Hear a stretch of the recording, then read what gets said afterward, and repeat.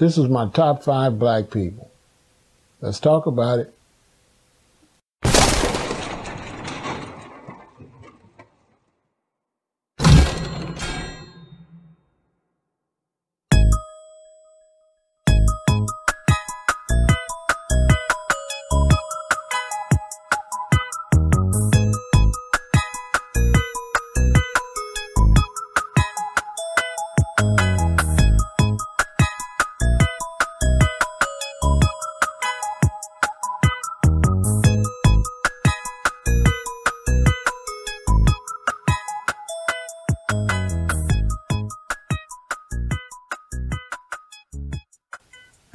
This is a new segment I'm starting, a new video category. It's called Top 5. And I'll be naming my top 5 choices in a lot of different categories. Now, one thing I want everybody to do is, I want everyone to name their top 5. I really don't want anybody criticizing the other person's list. You know, that whole debating against somebody's opinion is played out. You know, I'm going to give my top 5, and what's the purpose of saying you don't like somebody on my list?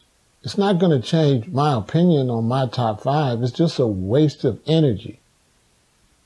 You know, it's too much of that going on right now. It's too much debating, too much argument over what another person thinks.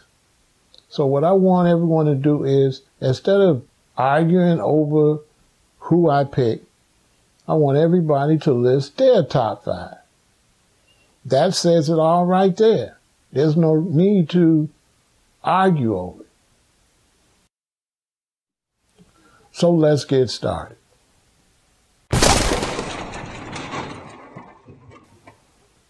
Now, out of my top 5 black people that I like the most, number 5 is Barack Obama.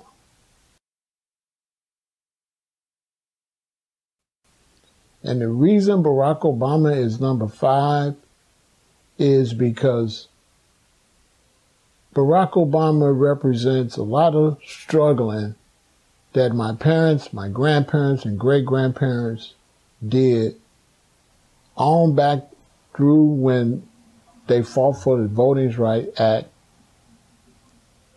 And here in Chicago, we have a long history of black politicians.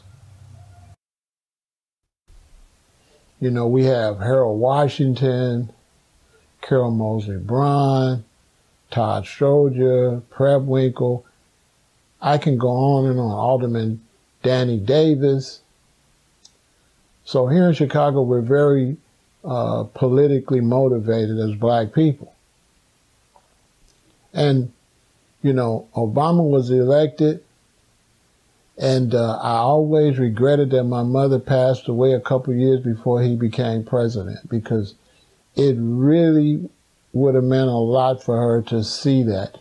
You know, my mother lived in Alabama in the South, where she used to have to hold my uncle on the bus, because if he bumped a white person, they might take my uncle off the bus and kill him.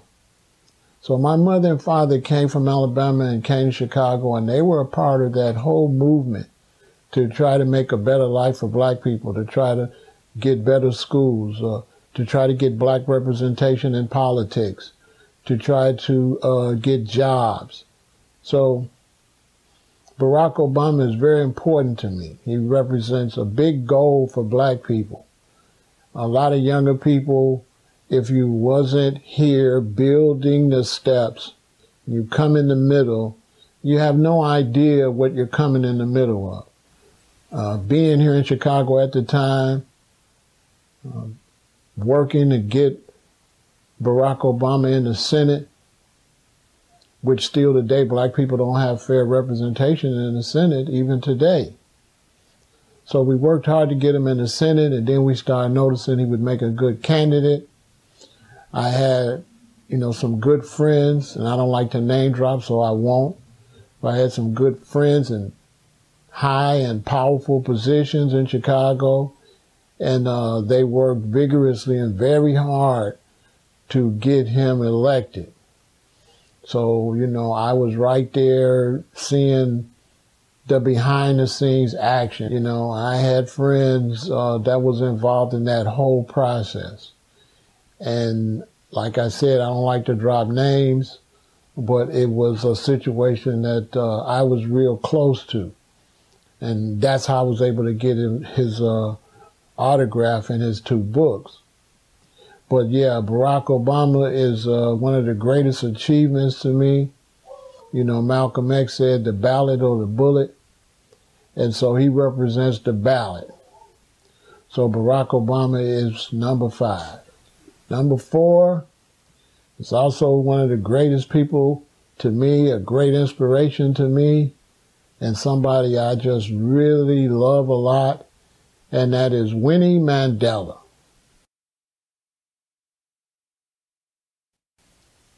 Winnie Mandela is really one of the main people responsible for the liberation in Zimbabwe and for some of the freedoms that black people were able to get in South Africa. Because a lot of people don't know that Nelson was locked up. And it was Winnie Mandela, the one that took the leadership role for the ANC. And it was Winnie Mandela, the one that really let the world know what had happened to Nelson Mandela. So even though Nelson Mandela got a lot of the glory that I don't feel he should have got, you know, the glory really was supposed to go to Winnie Mandela. As a matter of fact, if you go and you Google a lot of old reggae songs or go to YouTube, you'll see that there were a lot of reggae songs that we used to sing that were livicated to Winnie Mandela. Winnie Mandela was actually the one that made all that happen. As a matter of fact, my theory is that Winnie Mandela, by being so rough and such a hardcore revolutionary, I feel that this is why the powers that be let Nelson Mandela out, because they would rather Nelson Mandela get out with his soft, weak message than to let Winnie get so powerful that after a while Nelson would have been irrelevant. So I totally feel that Nelson Mandela was let out to stop the growth of Winnie Mandela and to stunt her power. And he got out talking foolishness and cowardness and everything opposite on what we were talking at the time. So I really do not like Nelson Mandela. Winnie Mandela stayed by his side for many, many years, only for him to get out and distance himself of the main person that was the freedom fighter that got him free. Without Winnie Mandela, Nelson Mandela would have stayed in prison until he was too old to even walk or probably talk. The third greatest black person to me, number 3, is Fred Hampton.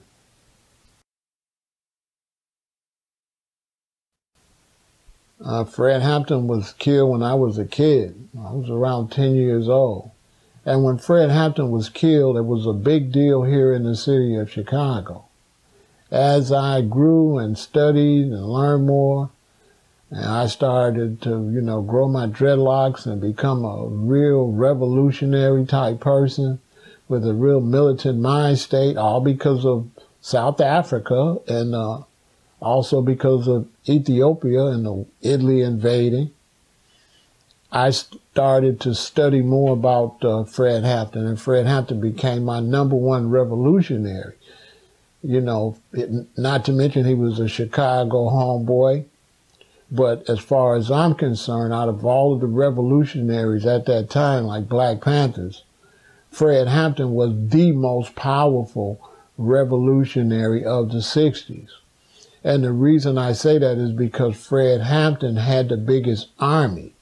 At that time, the biggest gang in the United States of America and the most feared gang in the United States of America was the Blackstone Rangers under Jeff Fort, who is now, Malik. So under Jeff Ford, the Blackstone Rangers, was very, very powerful. As a matter of fact, as a kid, when we used to go to Alabama, we would see Stone Love written as far as from here all the way to Alabama. Not to mention the Vice Lords, which was one of the oldest black gangs in America, was also very powerful. So was the GDs, and so were the BDs. But at that time, it was the Black Gangster Disciples pretty much. And Fred Hampton had control of all of those gangs. You know, the FBI and the police tried to send letters to the gangs to turn the gangs against Fred Hampton, and he was able to talk to those guys and able to get all the gangs on his side. So this made him the most dangerous Black Panther of the 60s because he had the biggest revolutionary army. So he was always my favorite. As a matter of fact, one time when I was a young kid, it was me and my friend, we were walking down the street out here, and we're walking down the middle of the street and we see this big group of older guys walking our way. Well, back them days, you couldn't be no punk. Now, we're probably only in the 5th or 6th grade, and we see these guys coming our way. Of course, they're high school and older, but we stay out in the middle of the street, we hold our ground, and we walk up, and they walk up to us, and they surround us. And I think 5 got around me, and 5 or 6 got around him. And, you know, they was asking us, do we have money and this and that, and we trying to be tough, you know, we trying to hold our ground. I remember one punched me in the chest, and I brushed it off, even though I was scared as shit. But, you know, you had to be a G. And they around us, harassing us, and this brother walks up, and he say, what's going on over here? And they like, oh, man, oh, no, nothing, David. And I think that was his name, David. And they saying, nothing, David. And he said, leave him alone. And I remember him walking off, and I remember them saying, oh, boy, it's a Black Panther, you know. So this is how powerful the Panthers were, that this one guy walked up to 11 through probably 12 guys and made them stand out. So I remembered that, and I always said, man, you know, Fred Hampton was a powerful person. So Fred Hampton is my number 3 favorite Black person ever. My number 2 favorite Black person ever is Rosa Parks.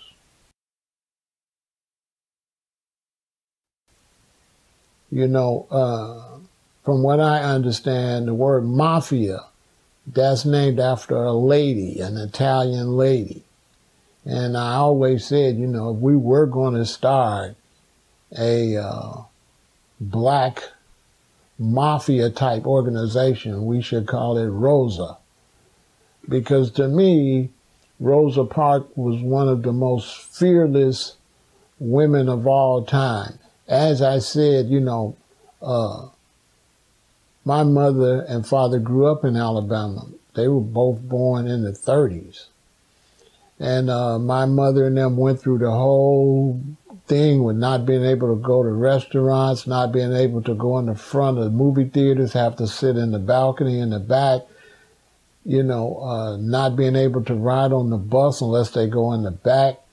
So Rosa Parks, for her to take a stand and say she's not giving up her seat is one of the greatest, if not the greatest things in Black American history for a single person to do. You know, and she is a woman. So Rosa Parks has always been very special to me. You know, she's like the greatest ever to me, you know, the second greatest ever. And, you know, I just got a lot of love for Rosa Parks. And, you know, all of the freedoms that I enjoyed as a kid, being born in 1958 on through, you know, grade school and high school, all of those freedoms I owe to her, because her standing up really was the thing that helped push Martin Luther King Jr. into the limelight, and it helped galvanize Black people. So even though black people sometimes want to criticize Martin Luther King, they got to understand it wasn't Martin Luther King, it was his following. It was the fact that he could say, let's boycott, and he had all these black people willing to do what he said, something that black people, you don't have that now. So I find it messed up for people to criticize Martin Luther King when you don't have a figurehead, nor do you have the congregation or the group of black people that's willing to follow one person to boycott Black Friday or to boycott the NFL or anything like that. So Rosa Parks played a big, big role in the civil rights movement. And, you know, she has a lot to do with my parents coming to Chicago, with us being able to move around. And she's one of the greatest black people ever. And my number one greatest black person of all times is His Imperial Majesty Emperor Haile Selassie I.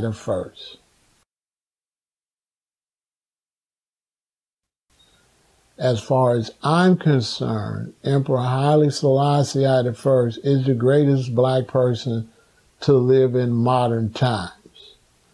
I feel that without Emperor Haile Selassie having some resistance to Italy, I don't believe Africa would be in any type of shape at all. Sometime when you're being pressured, you need someone to stall the pressure. And I feel like Emperor Haile Selassie stalled the European invasion enough for the Lumumbas, the Nkrumas, the Jomo Kenyattas, the Idi Amins. He was the central point for them all to galvanize and also become revolutionary freedom fighters.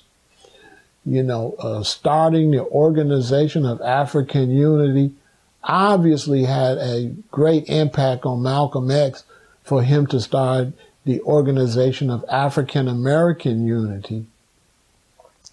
And Haile Selassie going to the League of Nations when Italy invaded and being booed by the European nations is the reason, one of the main reasons the League of Nations was disbanded.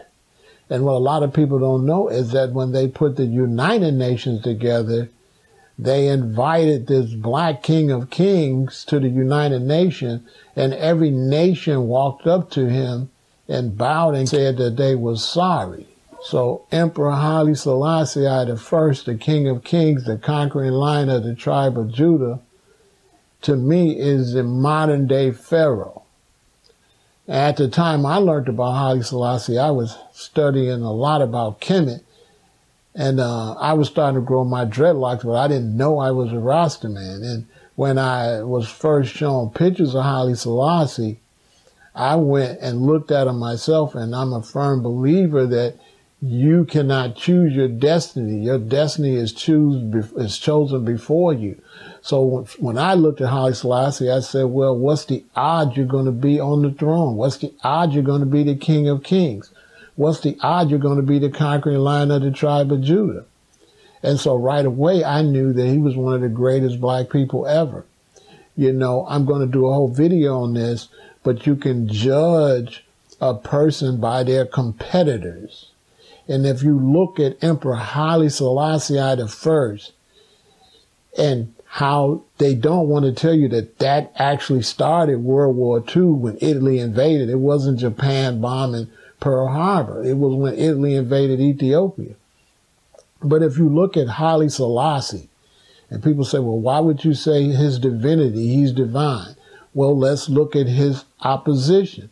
Who is his greatest opposition? If you want to look at him as righteous, what's the opposition as far as wicked? It would have to be Adolf Hitler. So if Adolf Hitler is the devil, this have to be the elect of God.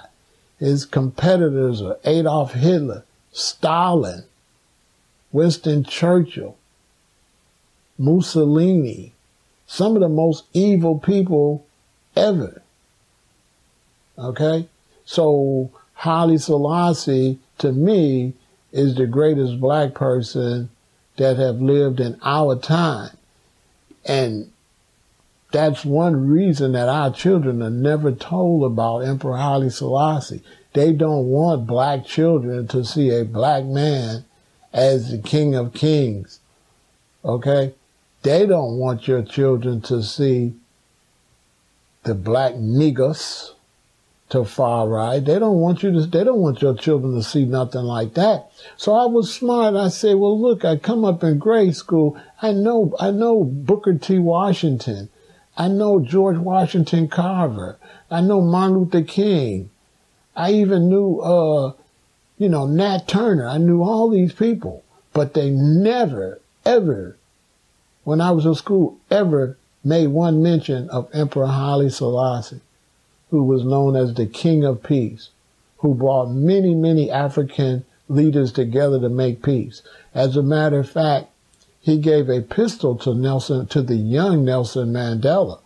Nelson Mandela had Haile Selassie's pistol. There's a lot of history there, And him and Kwame Nkrumah started the Organization of African Unity, but it was really Haile Selassie with the aid of Kwame Nkrumah. So Haile Selassie is the greatest, no doubt about that.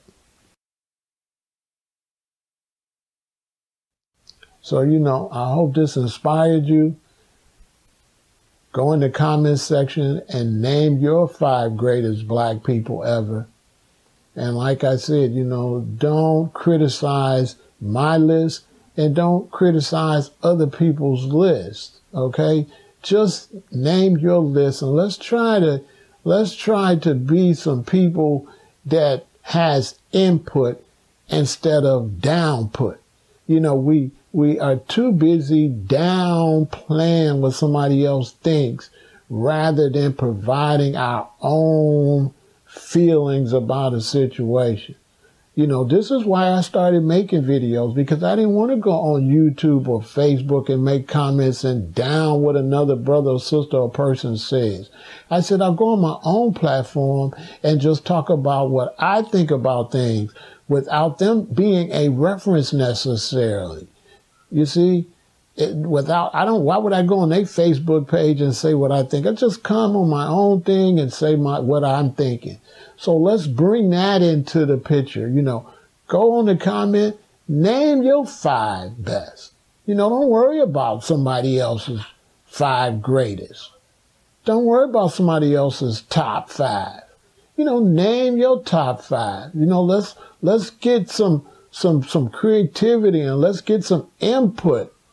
And all this trying to outdo somebody and trying to be so smart at somebody else's expense, that's whack. You're not proving anything other than you're just negative energy. And what is this for black people I'm talking to now? What have all this negative energy and debating and arguing done for us in Houston?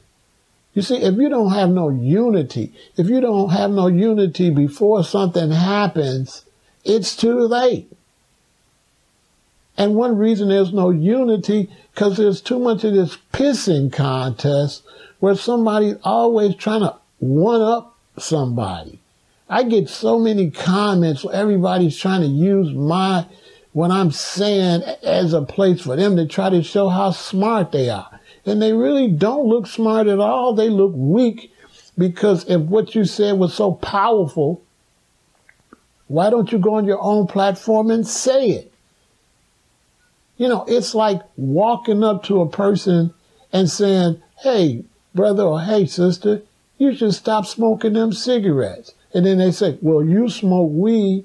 Well, they're fake, because they been know I smoke marijuana. They never walked up to me on their own accord and say, hey, brother, you should stop smoking marijuana. They only said it as a rebuttal once I showed them that the Babylon cigarettes was going to kill them. So that's what I see going on a lot. I see a lot of people are smart after the fact of the matter.